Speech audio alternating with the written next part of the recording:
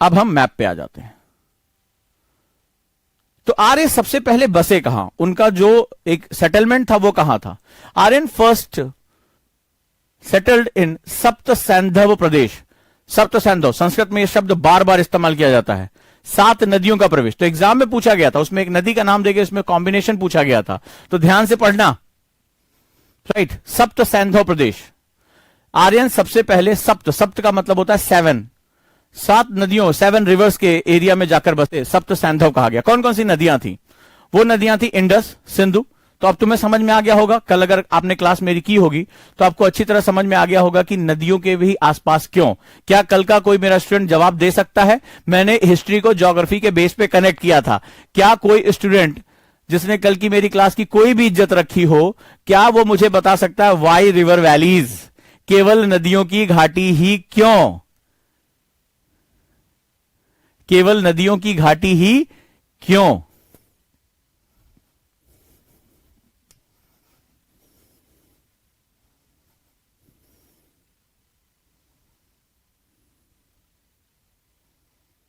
या please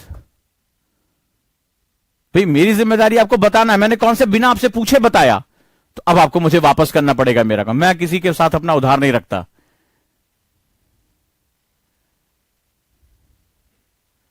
alluvial बहुत important word है। जलोढ़ मृदा यानी मिट्टी जब नदियां लाके बिछाती रहती हैं तो उसकी फर्टिलिटी ज्यादा होती है, वो मॉइस्चर अपने साथ नमी कंटेन करके रखती है। ये नमी ही फसलों का आधार होती। खासतौर पे उस समय की बात कर रहे हैं जब पंप सेट नहीं थे, जब नहरों का जाल नहीं था, तो उस समय ये मिट्टी की जो नमी होती थी, जो मॉइस्चर ऑफ सॉइल होता था, that was very important ingredient for the maturation और द जनरेशन ऑफ द जो हमारी फसलें क्रॉप्स होती थी, वो बहुत इंपॉर्टेंट होती थी।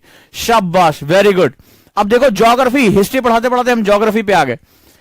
झेलम, कौन कौन सी नदियां थी? ये इनका कॉम्बिनेशन एग्जाम में आया हुआ है। इंडस, सिंधु, झेलम, चेनाब, ठीक है, ये नदियों का हमारे पास जाल है। रावी, व्यास, सतलज, और एक नदी बहा करती थी जिसको सरस्वती कहा जाता था, राइट, सरस्वती नदी।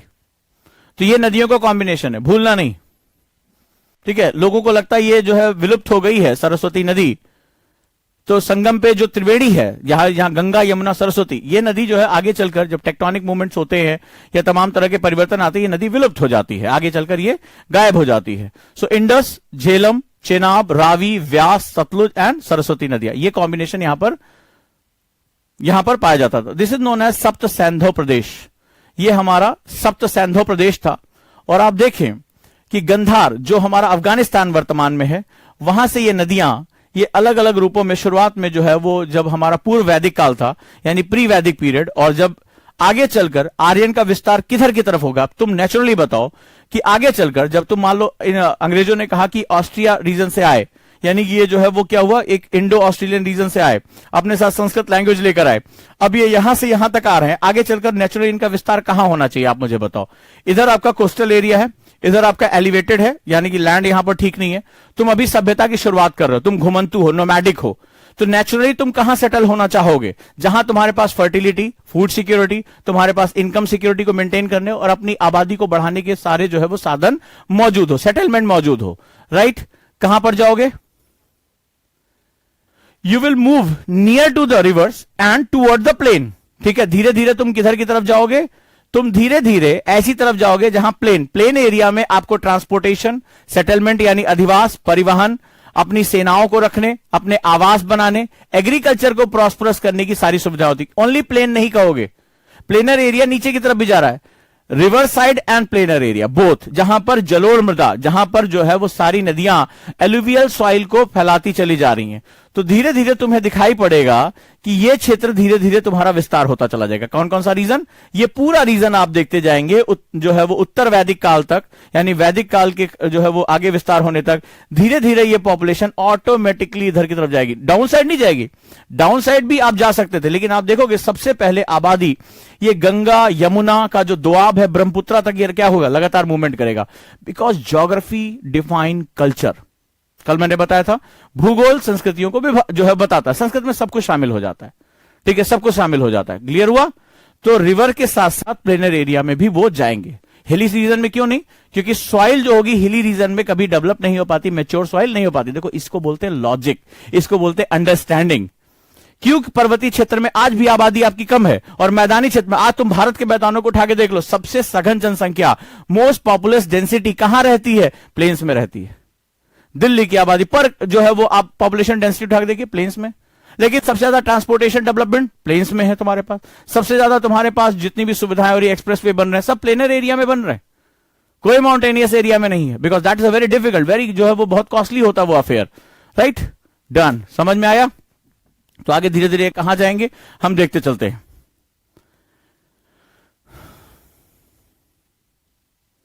सो आर्यंस का रीजन क्या था प्री वैदिक काल में, यानी कि जो है प्री वैदिक पीरियड में आर्यन का पूरा जो है वो क्षेत्र का था। आर्यन का क्षेत्र विस्तार क्षेत्र क्या था? ईस्टर्न अफगानिस्तान, लिखो पूर्वी अफगानिस्तान से लेकर ये आपका जो एरिया रहा, this is a Gandhar, कुभालिक, कुमरू, Suvastu, ये पूरा एरिया होते हुए ये नीचे की तरफ आते हैं। पहले हम अफगानिस्तान के लोअर साइड में, जब वहां पे हिली रीजन जहां पर था वहां पे होने की बजाय नीचे की तरफ, उस समय की जलवायु भी अच्छी थी, ठीक है, उस समय नदियां और भी वहां बहा करती थी, आज की तरफ बवाल नहीं था वहां पे, ठीक है। आर्यन देखो, ईस्टर्न अफगानिस्तान, पूर्वी अफगानिस्तान जो वर्तमान पाकिस्तान है, पंजाब और उत्तर प्रदेश तक ये फैला हुआ था। क्योंकि गंगा यमुना का दोआब भी हमें देखने को मिलता है, गंगा यमुना का जो क्षेत्र है वो यहां पे हमें देखने को मिलता है, ठीक है। अभी जो मैं पढ़ाता जा रहा हूं एलडब्ल्यू, तुम्हारा टीचर मेहनत कर रहा है, इतने शॉर्ट कर दिया, एक झटके में देख सकते हो। एलडब्ल्यू में एक खास बात है, टीचर मेहनत कर रहा है, स्टूडेंट को क्लास में ही उसको क्या करना है, मेमोराइज कर लेना है, क्लास में उसको अपने दिमाग में छाप लेना है, टाइम सेव करना और सीधे हमें क्वेश्चन पे अटैक मारना है। क्या ऑक्यूपेशन था, व्यवसाय क्या था? अगर आप घुमंतु हैं, ठीक है, हड़प्पन ने अपना, कल मैंने देखा, आपने देखा कि अर्बनाइजेशन उन्होंने स्टैब्लिश कर लिया, ठीक है, दे एस्टैब्लिश अर्बनाइजेशन। और अर्बनाइजेशन का मतलब होता है they have a proper economic settlement, आपने देखा, they have a proper planning of the urban centres, they have a trade facility, उनके पास व्यापार की सुविधाएं थी, वो ज्यादा दूर तक जा सकते थे। आपने देखा कि हड़प्पा के अपने मेच्योर स्टेज में वो खाड़ी देशों मेसोपोटामिया के साथ भी व्यापार करते थे, यानी कि वो समुद्र को पार करने की स्थिति में थे, राइट। अब हम बात करते हैं, अगर ये घुमंतु थे, अगर इनके हिसाब से बाहर आए तो इनका बेसिक क्या होना चाहिए? अभी जब ये आएंगे तो बेसिकली घूमते घूमते अपने साथ पशुओं को लेकर चलेंगे, वो उनकी फूड सिक्योरिटी और लिवलीहुड सिक्योरिटी के लिए बड़ा इंपॉर्टेंट था। अब देखो एक व्यक्ति आ रहा है, कल आपको मैंने बताया था कि agriculture is the base of society. Society में हायरार्की होती, लेबर डिवीजन होता है, तो वहां इकोनॉमी और पॉलिटी जनरेट होती है। व्हेन यू आर नोमैडिक्स, आप जो है लगातार मूवमेंट कर रहे हो, तो इसका मतलब है आपके पास कोई permanent economic and social system नहीं होगा। क्लियर है, हाँ या ना? कल की मेरी बात से क्लियर है, हाँ या ना? मेरी क्लासेस सब लिंक होती हैं आपके लिए।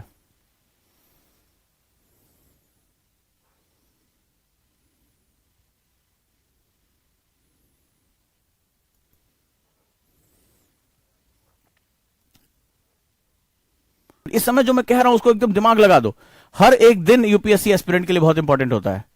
शाबाश। सो एनिमल रियरिंग, पशुपालन, लिखो पशुपालन इनका पहला व्यवसाय था, because they don't have a structure economy, इनके पास स्ट्रक्चर यानी संस्थागत इनके पास व्यवसाय नहीं था।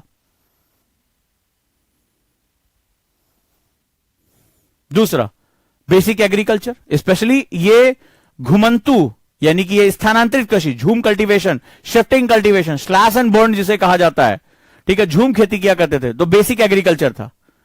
बिकॉज एडवांस एग्रीकल्चर के लिए आज आपके पास बहुत सोफिस्टिकेटेड इंस्ट्रूमेंट होने चाहिए, आपके पास इन्वेस्टमेंट होना चाहिए, ये चीजें वहां होनी चाहिए,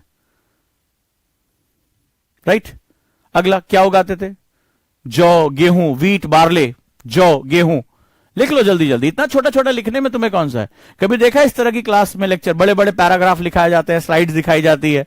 कभी देखा टीचर खुद अपने हाथ से लिख लिख के लेकर आ रहा है, ताकि आपका समय बचे। समय बचेगा तो रिवीजन आसानी से होगा, एक पेज के अंदर ये पूरे नोट्स आ जाएंगे और निपटा दोगे 3-4 क्वेश्चन। नेक्स्ट वन, ट्रेड, व्यापार किया क्या करते थे? इंटरनल एंड एक्सटर्नल, आंतरिक और बाह्य व्यापार किया करते थे। लेकिन अब तुम्हें समझ में आ जाएगा, ट्रेड इनका सोफिस्टिकेटेड नहीं होगा, ट्रेड बहुत बड़े पैमाने पर नहीं होगा, क्योंकि ट्रेड व्यापार के लिए एक शर्त होती है। ट्रेड के लिए पहली बात तुम्हारे पास इंफ्रास्ट्रक्चर, मान लो तुम कहीं व्यापार करने जा रहे हो, तो तुम्हारे पास एक तो पहली बात तुम्हारी मनी होनी चाहिए, तुम्हारी करेंसी होनी चाहिए, ठीक है, तुम्हारी सोसाइटी। अब करेंसी कौन, जैसे तुम्हारे यहां करेंसी कौन छापता है? तुम कहीं जाते हो तो करेंसी कई फॉर्म में रखते हो, तुम बोले अरे यार सामने वाले पेटीएम कर दे क्या, तुम बोलते हो ना आज की डेट में, अगर मान लो ट्रेड करने जा रहे हो, सामान खरीद रहे हो, बेच रहे हो, तो खरीदा बोले मैं पेटीएम कर देता हूं, तो यानी वो भी एक लीगल टेंडर मनी है। आरबीआई एक संस्था है जो बता रही है आप कैसे पैसे का जो है वो मोल भाव कर सकते हो, एक दूसरे को दे सकते हो, ठीक है, that is one of the, and connectivity होनी चाहिए ट्रेड के लिए, आपके पास अच्छी सड़कें होनी चाहिए, तमाम तरह की सुविधा होनी चाहिए, ठीक है, आपके पास स्टोरेज होना चाहिए, तब जाकर व्यापार या ट्रेड होता है। तो जो इनका ट्रेड होगा, सवाल यह है कि क्या इनके पास एक फाइनेंशियल सिस्टम था, क्या एक वित्तीय तंत्र इनके पास था? Did they had the financial system और मनी सिस्टम और द जो है वो एक प्रॉपर करेंसी सिस्टम इनके पास था? चलिए देखते हैं। तो ट्रेड तो इनका था, लेकिन इंटरनल और एक्सटर्नल यानी कि आंतरिक और बाह्य दोनों व्यापार इनके पास सुरक्षित था। बट इकोनॉमी कैसी थी? ये बेसिकली बार्टर सिस्टम था। बार्टर का सिस्टम का मतलब होता है, इसका मतलब इनके पास structural commodities, structural currency market नहीं था इनके पास। यानी इनके पास चाहे वो सिक्के हो, टकसाल हो, कुछ भी हो, जिसको लीगल टेंडर मनी कहते हैं, जो विधिक मुद्रा, वो नहीं थी। बार्टर सिस्टम, बार्टर सिस्टम का मतलब जैसे कभी आप गांव में गए होगे, जैसे हम छोटे थे तो हमें आइसक्रीम खाना होता था, तो हमने गेहूं उठा के दे दिया, उसके बदले आइसक्रीम ले लिया। तो वस्तु के बदले वस्तु, that is one of the most basic system जो हमारे आदिवासी समुदायों से लेकर हर जगह हमें देखने को मिलता है। शुरुआती समाजों में हमें बार्टर सिस्टम दिखाई पड़ता है। आज भी आपने देखा होगा, कई बार घर में कोई आता है तो वो साड़ी कपड़े देते हैं और बर्तन ले लेते हैं उससे। तो that is a barter system. इसको हम लोग वस्तु विनिमय कहते हैं। यहां पर प्रॉपर मेजरमेंट नहीं हो सकता। और बार्टर सिस्टम का जो बेस था वो बेसिकली काउ था, क्योंकि ये क्या था, ये बेसिकली पशुपालन आधारित था। तो गाय जो थी वो मेजरमेंट का आधार थी। गाय ही संपत्ति मानी जाती, जिसके पास जितनी गाय होती थी वो उतना ही संपत्ति का अपना अधिकार रखता था। राइट, क्लियर है? तो इसका जो वस्तु विनिमय की क्या होगा, गाय सबसे कीमती वस्तु हुआ करती थी इनकी, जो आधार होता था विनिमय का, गाय। मेजरमेंट काउ बेस होता था। डन है? झूम का मतलब होता है, झूम का मतलब क्या होता है, जैसे आदमी शराब पी लेता है तो झूमता रहता है। इसी तरह एग्रीकल्चर आज यहां किया, क्योंकि आपके पास कोई इंस्टीट्यूशनल डेवलपमेंट नहीं है, तो फिर कहीं गए, पेड़ पौधे काटे, झाड़ियां काटी, वहां पे आप खेती करने लगे, फिर वहां फर्टिलिटी खत्म हुई, फिर आप आगे बढ़ गए। इसको बोलते हैं झूम। ठीक है, तो झूमते हुए आगे बढ़ जाना। बकरा सिस्टम नहीं, इसको बार्टर सिस्टम यानी कि वस्तु विनिमय कहते हैं, यानी वस्तु के बदले वस्तु। ठीक है, अब सामाजिक तंत्र कैसा था, बहुत इंपॉर्टेंट है, एग्जाम में आया हो, यूपीपीसीएस में मल्टीपल टाइम यहां से क्वेश्चन आया, मल्टीपल टाइम, बहुत ध्यान से सुन लो। अब इनका सामाजिक तंत्र कैसा था? तो जो हमारे समाज का जो बेसिक यूनिट था, समाज बन चुका था, लेकिन समाज की जो बेसिक यूनिट थी वो फैमिली, ठीक है, यानी परिवार थी। परिवार को उस समय एक पॉलिटिकल यूनिट यानी एक राजनीतिक इकाई के रूप में देखा जाता था। सो बेसिक यूनिट फैमिली, ठीक है, यानी कि सबसे समाज की जो सबसे मूल इकाई थी वो परिवार थी। हम आज भी उसी को कैरी करते हैं। अब देखना, इतिहास पढ़ाने का मेरा कई मकसद है। आप आने वाले समय के ऑफिसर बनने जा रहे हो, आप आईएएस ऑफिसर बनोगे। इतिहास बेसिकली यहां पर जब मैं पढ़ाऊंगा तो इतिहास एनसीईआरटी में बेसिकली रटने की जगह नहीं है। एनसीईआरटी ने पहले पेज पे डिक्लेयर कर दिया है, आज आप जाना इसको पहला पेज उठा के पढ़ लेना कि एनसीईआरटी ने क्या कहा है। ये रटने की वस्तु नहीं है। सवाल यह है कि उस इतिहास को देखते हुए तुम आज वर्तमान के साथ उसको जोड़ सकते हो कि नहीं। Are you able to associate your past to the present और नॉट? अगर आज जोड़ सकते हो तो इसका सीधा सा मतलब है कि आप बहुत सी समस्याओं का समाधान निकाल सकते हो। चलो देखते हैं आज भारत के समाज के बारे में, जिसके बारे में तुम्हें समझ में आ रहा होगा। ये पैट्रियार्कल सोसाइटी है, पितृसत्तात्मक व्यवस्था है। यहां आज भी पिता ही परिवार का ज्यादातर मुखिया देखने को मिलता है, हां या ना, प्रत्यक्ष या परोक्ष, डायरेक्ट और इनडायरेक्ट वे में ही लड़ता है। भले चाहे महिलाओं ने संविधान के अंतर्गत जो है आर्टिकल 243D में महिला को जो है वो दे दिया कि भाई ये आरक्षण दे दिया कि भाई ये प्रधान जो होगी महिला होगी, लेकिन तुमने आज भी गांव में पोस्टर देखा होगा, उसमें पीछे जो है वो चुन्नीलाल की बढ़िया मूछ वाली फोटो टंगी होती है और नीचे छोटी सी फोटो जो प्रत्याशी है प्रधान की पत्नी श्री चुन्नीलाल, ये उनकी आइडेंटिटी लिखी होती है। राइट और रॉन्ग? तो जरा देखना क्या हम आज इसको एसोसिएट कर पाएंगे और नहीं। अगर हम कर पाते हैं तो एक टीचर के रूप में मैं आज सफल माना जाऊंगा कि मैं अपने स्टूडेंट को उसके पास्ट पढ़ाते हुए, वैदिक पीरियड पढ़ाते हुए उसको वर्तमान के साथ जोड़ पाने में सक्षम हुआ। और मैं अपने स्टूडेंट को बधाई दूंगा, सभी ओजांकियंस को, कि उनका दिमाग अब इतना ओपन होने लगा है कि वो दो बहुत बड़े काल को, बहुत बड़े एरास को वो आज जोड़ पा रहे हैं। और यही प्रशासनिक अधिकारी का सबसे बड़ा उत्तरदायित्व होता है। ठीक है, यही सबसे बड़ी रिस्पॉन्सिबिलिटी होती है एडमिनिस्ट्रेटर की। Let's start. So basic unit family थी। फैमिली का जो हेड होता था वो एल्डर मेल होता था, मेल। पैट्रियार्कल सोसाइटी का एक बेस हम भी कह सकते हैं, लेकिन किस रूप में ये हम देखेंगे। यानी कि जो परिवार का जो मुखिया होता था वो सबसे वयस्क पुरुष होता था। ठीक है, होता था, होता है, कई रूपों में देख सकते हैं। सो एल्डर मेल यानी वयस्क पुरुष परिवार का मुखिया होता था। परिवारों को मिलकर ग्राम की रचना होती थी। Many families made by families, gram. तो अगली इकाई जो सेकेंड स्टेज था वो ग्राम था। ग्राम आज हम उसको आसानी भाषा में गांव भी कहते हैं। गांव का जो संस्कृत स्वरूप है, उसको ग्राम कहा जाता है, जिसमें कई परिवार रहते हैं। और ग्राम का जो मुखिया होता था, head of the gram, was known as gramani, उसको ग्रामड़ी कहा जाता था। पॉलिटिकल यूनिट मतलब ये एक राजनीतिक इकाई के रूप में प्रयोग किया जाता था। ठीक है, पूरे समाज को ही राजनीतिक इकाई के रूप में देखा गया। ग्राम मतलब इसका हेड होता था ग्रामड़ी। कई गांवों से मिलकर, कई ग्रामों से मिलकर विश बनता था। राइट है, that is made by the grams. Multiple grams collide to each other made the vish. तो ग्राम से बड़ी इकाई क्या होती थी? विश होती थी।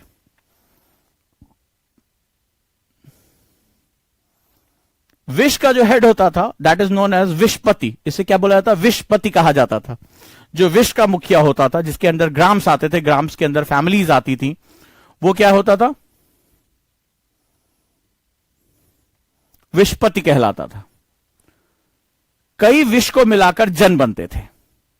ठीक है, कई विश को मिलाकर जन बनते थे। Made by wish, multiple wish मिलते थे, दैट इज नोन एज जन। और इसका जो हेड होता था, जन का सबसे बड़ी यूनिट, जो जन का हेड होता था, दैट वाज नोन एज राजन। उसको राजन कहा जाता था। आज भी हम लोग देखते हैं, पुरानी पिक्चरें देखते हैं तो उसमें बोलता राजन, जो राजा होता था राजन, यानी सभी जनों का को राज करने वाला, उनको गवर्न करने वाला राजन कहलाता था। ये संस्कृत शब्द है। ठीक है, तो राजन, आगे इसी से राजा शब्द निकल कर आता है। हम लोग देखते हैं जो मोनार्कियल सिस्टम हमें दिखाई पड़ता है। तो ये हमारी बेसिक इकाइयां थी। यानी इसको अगर हम ध्यान से देखें तो हमें बेसिक इकाई के रूप में क्या दिखाई पड़ता है? सबसे पहले we have to identify the families. हमारा ये परिवार है, इसमें भी जो मेल है ये मुखिया है। मान लो ये फीमेल हो गई, ये बच्चा हो गया, ये हमारी पहली बेसिक यूनिट हो गई। इससे बड़ी जो यूनिट होती थी वो क्या कहलाती थी? ये ग्राम होती थी। कई परिवार जब मिल जाते थे तो क्या होता था? ग्राम बनता था। ग्राम से बड़ी इकाई, उससे बड़ी इकाई विश होती थी। ठीक है, यानी इसको ऐसे देखो, ये परिवार हो गया, ग्राम हो गया, विश हो गया, विश से बड़ा जन हो गया। ठीक है, ये बेसिक इकाई थी।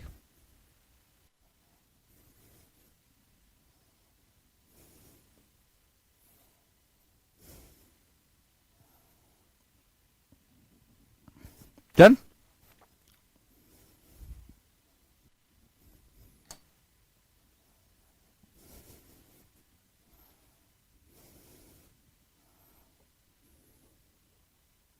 ये पॉलिटिकल सिस्टम ही था। इसमें तो पूरे समाज को ही पॉलिटिकल इकाई मान लिया।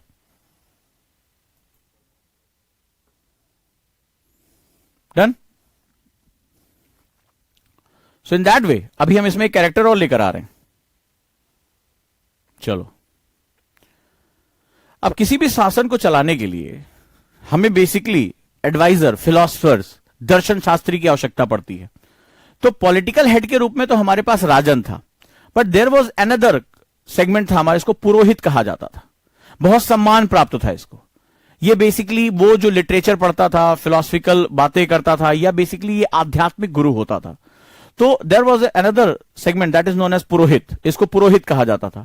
ये बेसिकली जो राजन, यानी ये पूरे जन का जो राज करने वाला, उनका जो लीडर होता था, उसका हेड जो होता था, शीर्ष राजन, राजन का ये बेसिकली फिलोसफर या मेंटर हुआ करता था। उनको क्या राज कर्म हुआ करते थे, आगे चलकर तुम देखोगे। जब तुम आगे चंद्रगुप्त का काल देखोगे, इसके आगे तो सभा समितियों का नाम सुनोगे, तो उसमें आप देखेंगे तमाम पुरोहित वर्ग के लोग जो जीवन भर ज्ञान ध्यान के साथ चलते थे, वो राजा को सही क्या है, गलत क्या है, धर्म क्या है, राजधर्म क्या है, कर्म क्या है, अकर्म क्या है, इनके बारे में वो जानकारियां दिया करते थे, जो कि इंडियन फिलॉसफी का हमारा रूट हुआ करता था। जो द्वैत, अद्वैत, इन सब चीजों के बारे में आगे जब हम बात करेंगे, लंबे समय तक परंपरा चलती रही। तो ये बेसिकली फिलोसफर या मेंटर हुआ करते थे राजा के, जो उनके बारे में बात करते थे। और पूरा जो समाज था वो बेसिकली क्या था, वो काफी हद तक वर्शिप करता था नेचर और नेचर के सिंबल्स के लिए, यानी प्रकृति और प्रकृति के चिन्हों की पूजा करता था। ये पुरोहित भी, राजा भी और समस्त जो लोग हैं, तो ये पूरा प्रेजेंटेशन कर रहा है, ये सभी पूजा किया करते थे प्रकृति के हिसाब से, यानी पृथ्वी की पूजा, अग्नि की पूजा, सूर्य की पूजा, विष्णु की पूजा, अग्नि की पूजा, ये जो है वो प्रमुखता से, और ये जो है वो इंद्र की पूजा, ये बहुत प्रमुखता से किया जाता था। राइट तो क्या था, ये चाहे पुरोहित हो, चाहे राजा हो, या समस्त जन हो उस क्षेत्र में रहने वाले, वो सभी जो है वो पूजा किया करते थे काफी हद तक प्रकृति के संकेतों की, यानी पृथ्वी, अग्नि, सूर्य, विष्णु, इंद्र, ये सभी जो है वो पूज्य माने जाते थे। और पुरोहित क्या करता था, राजा को आध्यात्मिक शक्ति देता था, एक जो है स्पिरिचुअल, उसको स्पिरिचुअलिटी की तरफ, राजधर्म सिखाने के लिए वो बात किया करता था। डन। जैसे आगे चलकर तुम लोग जब कैबिनेट सेक्रेटरी बन जाओगे, चीफ सेक्रेटरी बन जाओगे, पीएमओ में अपॉइंट हो जाओगे, तो जाकर आप क्या करोगे, प्रधानमंत्री को सलाह दोगे, chief security adviser Ajit Doval साहब की तरह हो जाओगे। तो वो जाकर जो है वो एडवाइस दोगे, सर ये करना चाहिए, नहीं करना चाहिए। तुम जाकर कहोगे, अरे डोभाल साहब, या कल तुम्हारा कोई भी नाम है, मान लीजिए नवीन हो गए, सैफ अली हो गए, अरे आप मान लीजिए भारत के मुख्य आर्थिक सलाहकार हो गए, मुख्य जो है वो सुरक्षा सलाहकार हो गए, तो सीधे प्रधानमंत्री कहेंगे, देखो भाई बहुत विद्रोह होने की घटना है, ये फलाना मूवमेंट हो सकता है, तुम संभालो। तो तुम उनको राय दोगे कि सर ऐसे करना चाहिए, इंटेलिजेंस इकट्ठा करके दोगे, तुम उनकी बुद्धि की तरह काम करोगे। नहीं तो इतना बड़ा देश, इतनी समस्या एक अकेला प्रधानमंत्री थोड़े ना कर सकता है। तो आने वाले टाइम में तुम यही काम करोगे। तो तुम जब खुद अवेयर होगे, जैसे डोभाल साहब इतनी भाषाएं जानते हैं, लगातार पढ़ते रहते हैं, देश विदेश में तमाम उनके लिंक हैं, तो इस तरह वो जुड़ते चले जाते हैं। क्लियर हुआ?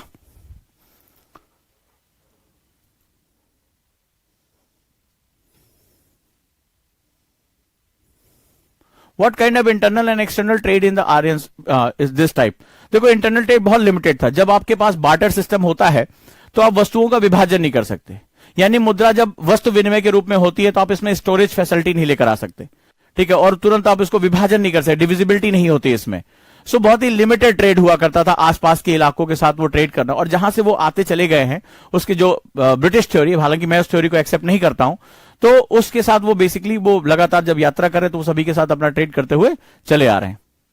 अब वो पशुओं के रूप में चाहे बाल हो, दूध हो, ये सब इस चीजों का ट्रेड हमेशा बना रहता था, राइट।